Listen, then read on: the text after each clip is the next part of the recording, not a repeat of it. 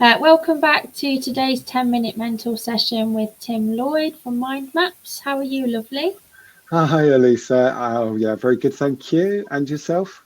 Yes, I'm good, and I'm Good. looking forward to having another awesome session with you. This time we're talking about creating a proactive cultures. What is it called? So, Oh, proactive.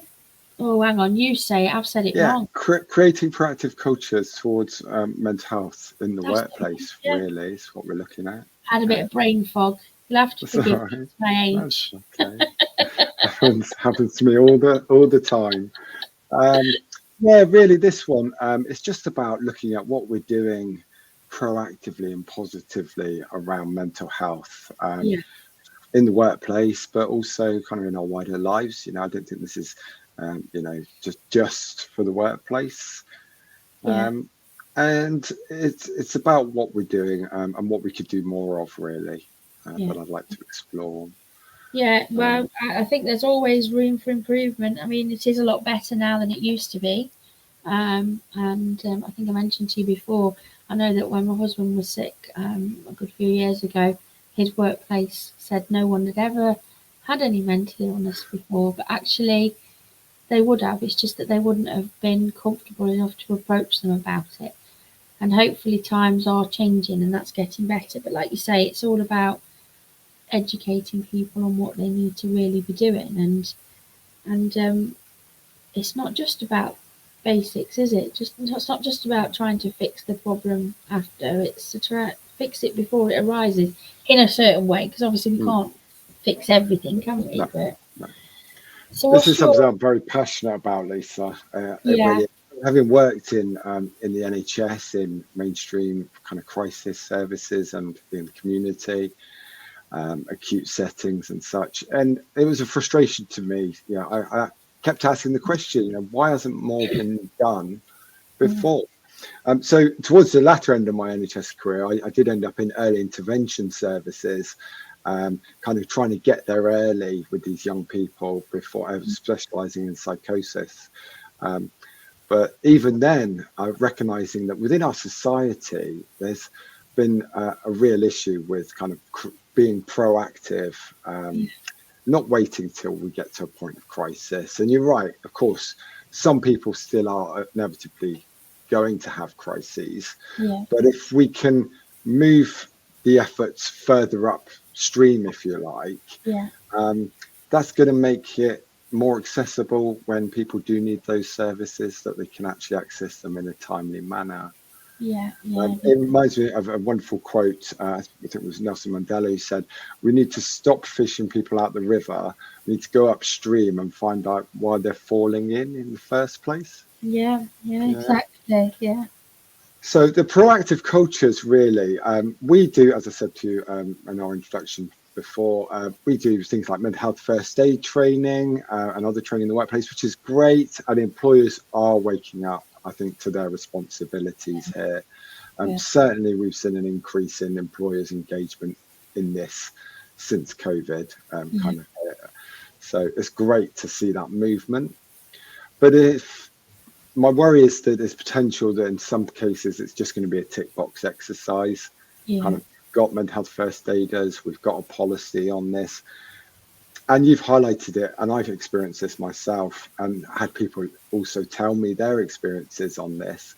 And without being too graphic about it, diarrhea and vomiting is less stigmatized as a cause of absence in the workplace than mental health issues such as depression or yeah. anxiety. Yeah. It's terrible, isn't it, really, to think that, people feel the need to tell that that's what is wrong when actually it's not Mm, what is wrong, because mm, it's you know it's just awful. It must be. I suppose for some it must be just the normal thing to do now, because well, they don't want people to know, so I'm not going to say anything.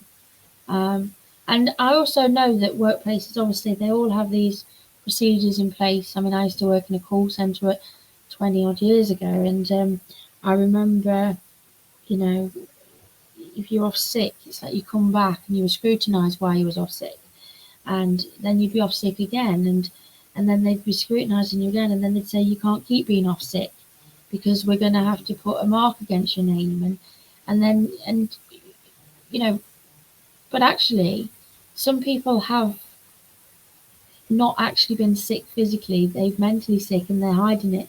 And actually then they lose their jobs because they think that they're just basically pretending to have DMV all the time, and that's not what it is. And it's awful because that then just adds to the whole problem. It's, you know. I've even heard employers of late actually saying things like, this is the new bad back. People are going to be using this to get, duvet days and swing in the lead. Yeah. And my response to them was very clear. Really, do you think? Yeah. Because as we've said, the likelihood is people are going to use another cause of absence as an excuse to cover it up rather than say, oh, I'm off with my anxiety and kind of. It's a real issue, though. Yeah, it is a real issue. And I think that the problem is that there probably are some people out there that will say that that's what's wrong, but actually they perhaps aren't, because this is the thing, isn't it? It's like, people who are genuinely in that place don't tend to want to talk about it, and it takes them a long time to get the courage to say I need help, because they feel like they're going to be judged, or they're going to lose their job, or they're going to lose their family, or all different scenarios. And I think that we do live in a very judgmental world, and everybody's judgy. I don't judge people, but I have judged people because we just do that. That's what happens. We don't intentionally go, oh, I'm going to say X, Y, Z. You try to be non-judgmental because you don't want to upset or offend people. And again, we're all learning all the different things. As I say, the mental health side of things.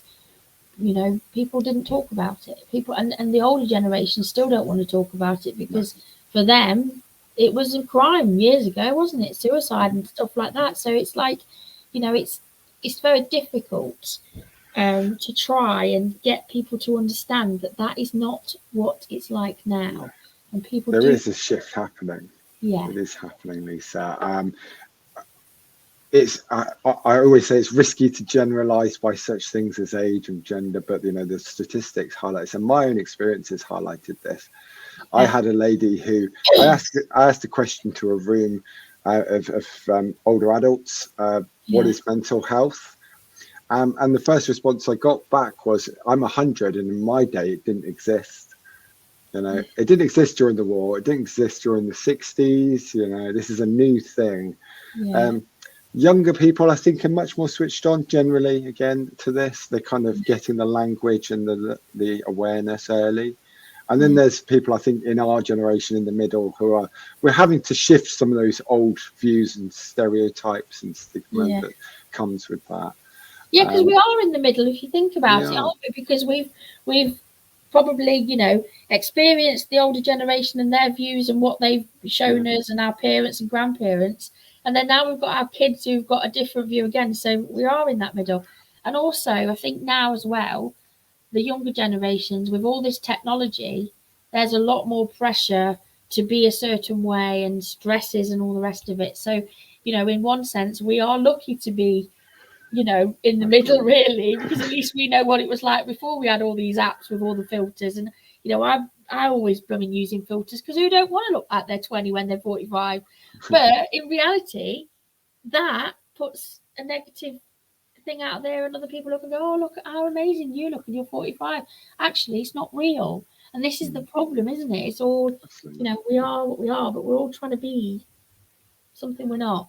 Exactly. And if I don't feel that it's real, then I'm not going to open up about my feelings to somebody else if I don't feel that actually they're going to be non-judged.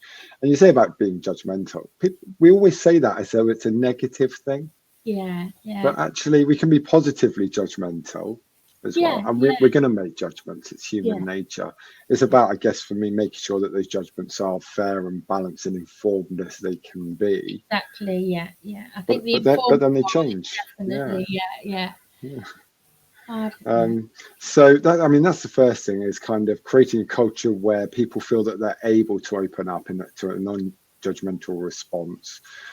So I mean, again, it comes back to, if you've got mental health first aiders in the workplace, that's great. But if people don't feel that they're able to approach them, then it's not going to work. Just like an employee assistance program Yeah. In a big organization, maybe, where you might get, the numbers on this are quite shocking. It's like 3% overall, all employees will ever access an EAP for any reason.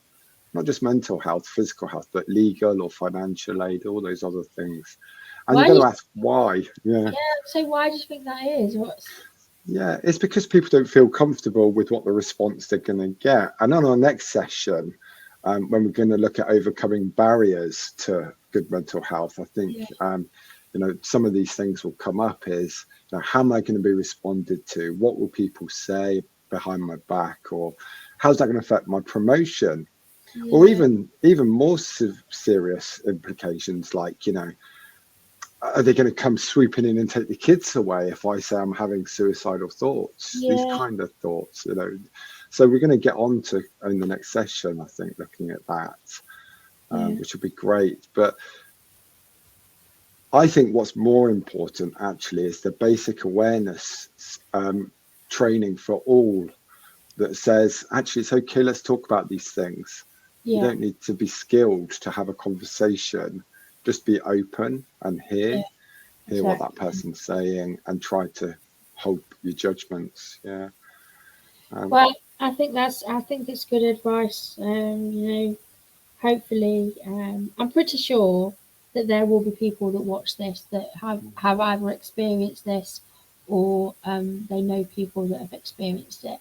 And I think all business owners, as I said before, have a duty of care, in my opinion, that they need to look at this sort of stuff, because, if you can look at it before and you get those things in place, then you will have staff that will come to work and when they perhaps wouldn't have, and actually you can save yourself a lot of money and time just by investing a little bit more.